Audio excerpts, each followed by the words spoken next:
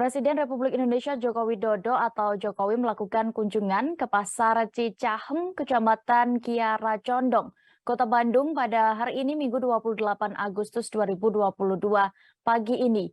Jokowi melakukan kunjungan ke Pasar Cicahem bersama Menteri Sosial Republik Indonesia Tri Risma hari ini, Gubernur Jawa Barat Ridwan Kamil dan Wali Kota Bandung Yana Mulyana. Apa saja kegiatan dari Presiden di sana, Tribuners? Kami sudah terhubung dengan rekan Dean Zafalevi, reporter dari Tribun Jabar yang akan melaporkan. Silakan rekan.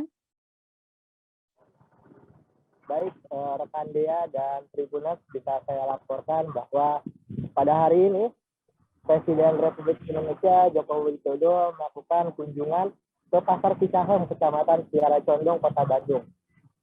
Jokowi dalam kunjungan ini mengatakan bahwa dirinya melakukan pemberian sembako kepada penerima manfaat program Keluarga Harapan PKH dan juga memberikan tambahan modal usaha dan kerja pada pedagang di pasar maupun di pedagang kaki lima yang berada di daerah Cicahem, Kota Bandung.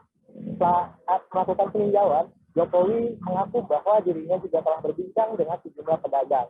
Dirinya bahkan memastikan bahwa harga bahan pangan di Pasar Cicahem stabil relatif, kecuali harga telur yang saat ini sedang mengalami kenaikan.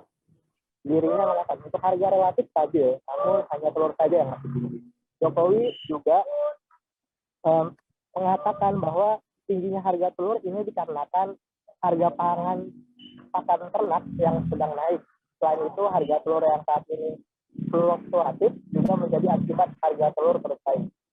Namun, selain dari dua tersebut, naiknya harga telur juga diakibatkan dari adanya bantuan pangan non-tunai yang membuat permintaan telur menjadi tinggi. Dengan begitu, Jokowi memastikan dalam 2 minggu ke depan, harga telur dapat bisa kembali dengan normal. Seperti itu dia yang saya laporkan pada kunjungan Jokowi di Pasar Cicahem. Terima kasih rekan untuk informasi Anda dari Jawa Barat. Selamat bertugas kembali. Terima kasih sudah nonton. Jangan lupa like, subscribe, dan share ya.